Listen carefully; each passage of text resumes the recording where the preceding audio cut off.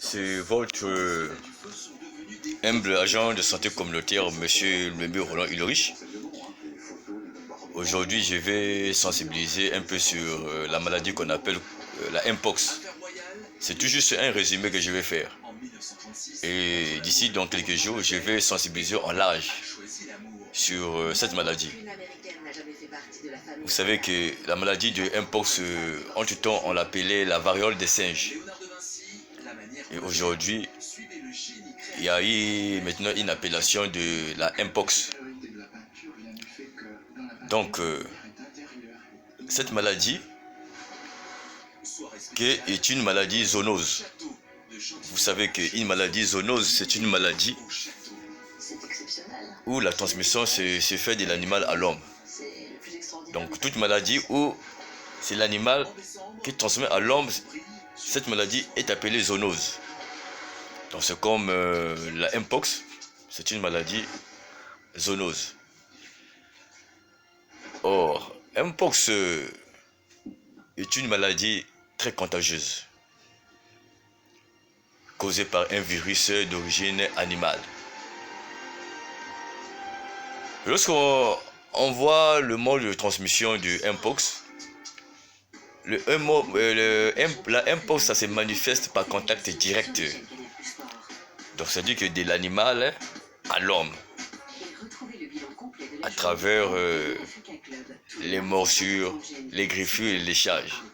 Ça dit qu'un animal qui est infecté par cette maladie, qui possède le virus, et cet animal-là, lorsqu'il est atteint de ce virus, lorsqu'une personne la touche, lorsqu'une personne touche cet animal, aussitôt il y a une transmission. Donc le virus, l'homme est contaminé par le virus. Donc, une fois l'homme a été contaminé par cette maladie, et la même homme là, la même personne va faire quoi? Il va maintenant commencer à contaminer les autres personnes, soit par le sang, par la salive et le rapport sexuel. Donc il y aura maintenant une contamination du l'homme à l'homme. Or, la Mpox aussi peut se transmettre d'une mère à l'enfant pendant la grossesse ou au cours de l'accouchement. Le Mpox se transmet également au moment du rapport sexuel. Lorsque deux personnes, deux partenaires, parmi les deux partenaires, il y a un qui est infecté.